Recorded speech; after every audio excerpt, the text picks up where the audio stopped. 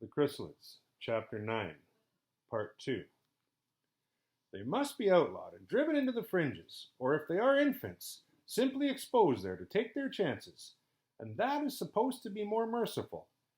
Well, at least the government still has the sense to understand they mustn't be allowed to breed, and sees to it that they can't.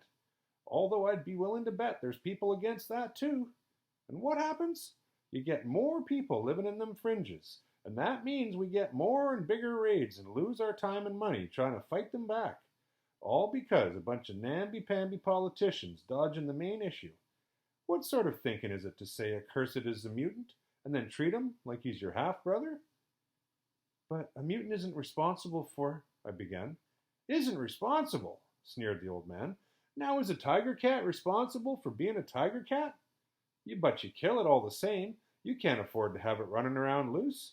That book, Repentances, says to keep pure the stock of the Lord by fire.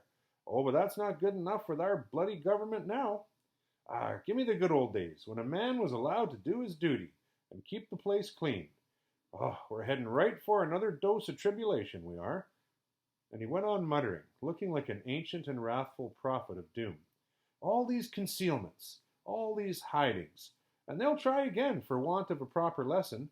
Women have given birth to blasphemies, just going to church and saying how sorry they are, and they'll not do it again. And that Angus Morton over there, his great horses still around, officially approved. They're a mockery of our purity laws, and a damn inspector who just wants to keep his job and not offend his boss Enrico. And then people wonder why we get these tribulated seasons. And he went on grumbling and spitting with disgust, a venomously puritanical old man. I later asked Uncle Axel whether there were lots of people who really felt the way old Jacob talked. He scratched his cheek thoughtfully. Oh, quite a few of the old ones. They still feel it's a personal responsibility like it used to be before there was inspectors. Some of the middle-aged feel that way too, but most of them are willing enough to leave it alone. They're not so set on the forms of the true image as their fathers were. They don't reckon it matters much what way things are done, so long as the mutants don't breed and things go along all right. But if you give everyone a few years in a row with instability as high as we have right now, I wouldn't say for certain they'd be so quiet. Well, why does the deviation rate suddenly get so high some years? I asked. And Uncle Axel shook his head. I don't know. Something to do with the weather, they say. You get a bad winter with winds from the southwest, and up goes the deviation rate. But not the next year or the one after that. Who knows? It seems that something comes over from the Badlands, they say. Nobody really knows what, but it looks as though they just might be right about it. The old men see it as a warning, just a reminder of tribulation, sent to keep us on the right path, and they make the most of it. Next year's going to be a bad one, too. People will listen to them more then. They're going to have a sharp eye for someone to blame. And he concluded by giving me a long, thoughtful stare. I took the hint, and I passed it along to the others.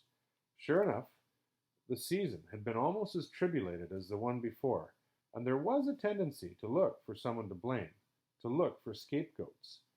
Public feeling towards concealments was noticeably less tolerant than it had been the previous summer. And it increased the anxiety we should in any case have felt over our discovery of Petra. And for a week after the river incident, we listened with extra care for any hint of suspicion about it. We found none.